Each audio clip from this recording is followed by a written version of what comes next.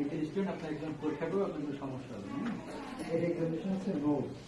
এই জিনিসটা নোজে কি হবে, কোন লেভেলে রাখতে দেখে frontal sinus, root of the nose দেখে নিলাম, দেখে লেফট হ্যান্ড দিয়ে নেজাল ক্যাভিটি একটু দেখে নিলাম। তারপরে ফ্রন্টাল টেন্ডারনেস, নেজাল ব্রিজ, একুমারাল টেন্ডারনেস, মেগলি টেন্ডারনেস দেখা করে কি করবো, অ্যাক্টিভেট অ্যানেস্থেসি করবো। অ্যানেস্থেসি কি করে খটিকা নেজাল দূরে দূরে দাঁড়াও না, পেছনে তো করতে হবে, দেওয়ার পরে রাইট হ্যান্ড দিয়ে মাথা ফিক্স করতে হবে, ফিক্স করে ভার্টিক্যালি এইভাবে একবার হরাইজন্টালি একবার, আবার একইভাবে ভার্টিক্যালি একবার হরাইজন্টালি একবার। মানে যেই কনটাক্ট রাইট সাইডে বিয়ে হচ্ছে, লেফট সাইডে একটা তো নিচে টার্মিং হচ্ছে। হ্যাঁ, এখন কি করবো, সেন্সিটিভিটি আর প্রবিং করবো।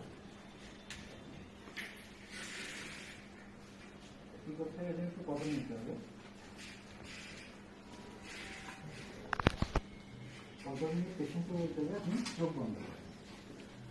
আমি স্যার লেফট সাইডে হাইপারট্রফিক ইনফ্রাটার্মিনাল পেয়েছি, চোখ বন্ধ করে।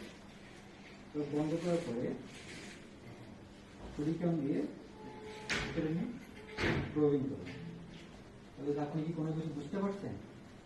যেহেতু সেটা হাইপারট্রফিক ইনফ্রাটার্মিনাল, সে বলবে হ্যাঁ আমি বুঝতে পারছি। পলিগুলো বলতে যে না আমি বুঝতে পারিনি। ঠিক আছে, এখন আমি কি করবো, প্যাটেন্সি অ্যান্ড অলফেকশন।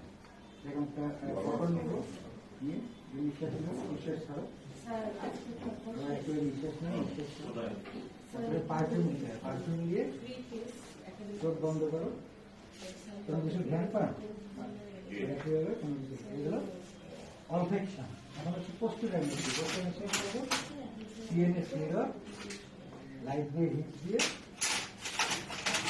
সামনে প্রেসার দিয়ে হাঁটো, এভাবে হাঁটো একটু পেছন দিকে,